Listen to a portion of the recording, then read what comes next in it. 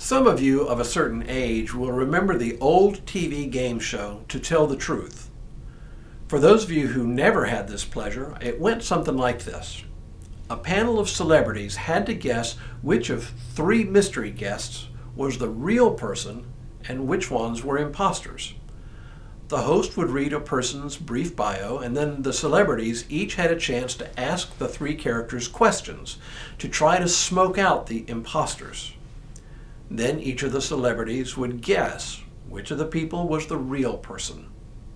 Finally, the host would say, "Will the real John Doe please stand up?" In today's reading from 2 Corinthians, Paul continues his defense of his apostolic authority. He does this against the background of other self-styled apostles who claimed authority, but who preached a different Jesus from the one Paul proclaimed.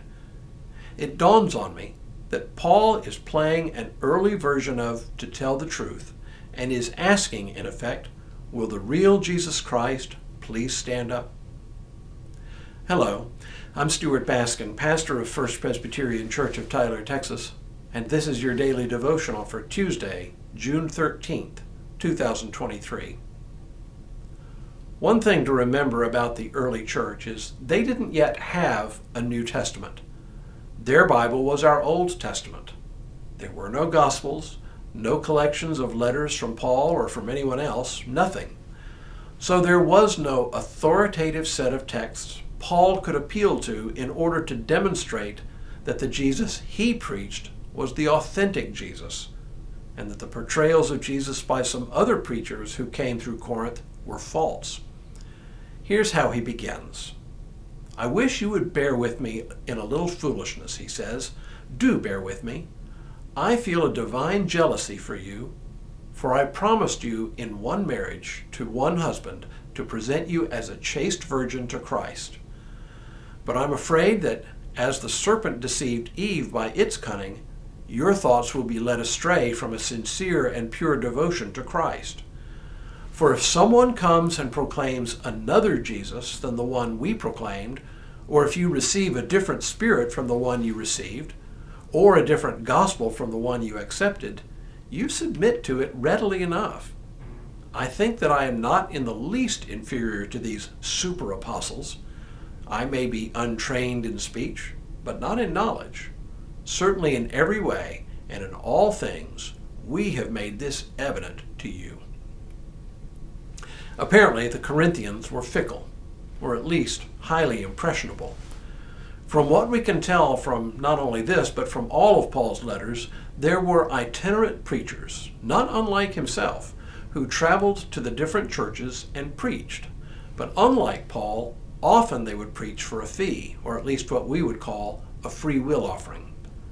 Presumably, some of them preached a reasonably close version of the faith to what Paul preached and taught, but at least some preached a version of the gospel Paul found deeply troubling. Again, based on reading several of Paul's letters where he addresses the same problem, these preachers tended to teach that one had to adhere strictly to the law of the Hebrew Bible in order to be a Christian. In other words, Gentile Christians would have to become Jewish converts in order to be Christian. And in order to become Jewish, the male Gentile converts would have to submit to circumcision. Paul's objection to this form of Christianity was that it implied that one could be made acceptable to God by one's proper adherence to the law. Paul was absolutely clear that only God's grace makes us acceptable to God. His rhetoric about this in his various letters demonstrates what a problem this was and how strongly he felt about it. The tip that this is what Paul is talking about here is that he brands these people super apostles, literally hyper apostles. The gospel they preached, therefore, would have reduced the importance of Jesus Christ in our salvation and elevated what we do to gain salvation. While we don't know the exact details of what these super apostles preached, it is clear that it was a highly demanding gospel, one which would have effectively divided the church into ranks according to how strict one adhered to the law. It would possible for one group to say, you're not as serious about the faith as we are because we are much more strict, much more faithful in the way we practice the faith. Such an attitude will destroy the church. It leads to spiritual pride on the part of the stricter members, a pride that divides rather than unites. All of this is to say that it was important for Paul to remind the Corinthians who the true Jesus is. Not an impostor who demands rigid adherence to the law, but one who does for us what the law and our best efforts cannot do. In other words, a Jesus of grace, not of law. Come to think of it, Paul wasn't just talking about an ancient controversy long dead. He continues to speak to a church that always seems to want to produce super Christians who believe themselves superior to the rest of us.